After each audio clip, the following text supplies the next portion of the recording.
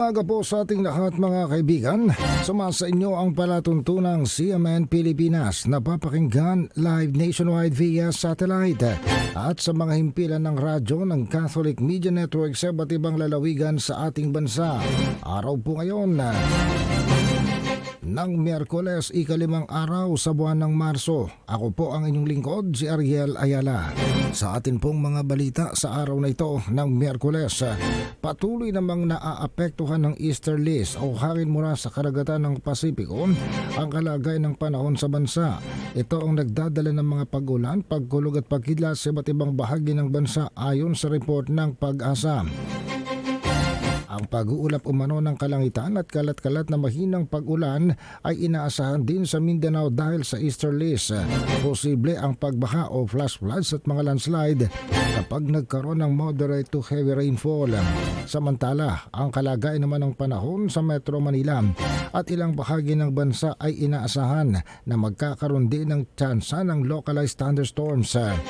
Pero sa kabila ng itinuturing ng Pag-asang relatively better weather, nagpapaalala ang Pag-asa sa mga residente na manatiling mag-ingat dahil naman sa heat at potential storms na inaasahan simula mamayang hapon. Fair weather conditions ang inaasahan sa buong Luzon at ang temperatura ay maglalaro sa pagitan ng 24 to 33 degrees Celsius sa Metro Manila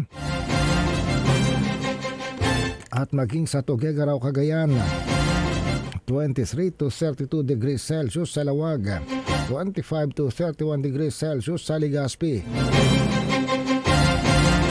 17 to 27 degrees Celsius sa Baguio, at 22 to 31 degrees Celsius sa Tagaytay. Ang Puerto Princesa naman sa Palawan, inaasang ang temperatura ay sa pagitan ng 26 hanggang 32 degrees Celsius. Sa Kalayaan Islands, aabot ng hanggang 33 degrees Celsius ang temperatura. Sa Visayas at Mindanao, magkakaroon ng pag-uulap ng kalangitan, may malakas na pag-ulan, thunderstorm at posibleng landslide.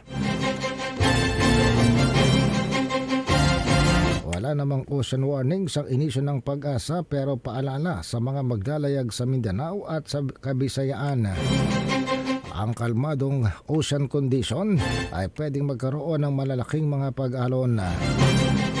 Sabi ng Pag-asa sa mga susunod na araw, simula ngayong Miyerkules, Huwebes bukas at sa Biyernes, ang Metro Manila at ang Baguio makakaasa ng pag-uulap ng kalangitan.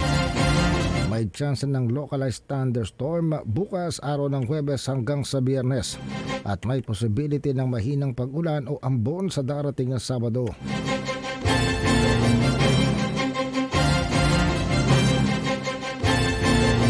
Wala namang low pressure area na inaasahan sa loob at labas o maging sa malapit sa Philippine Area of Responsibility.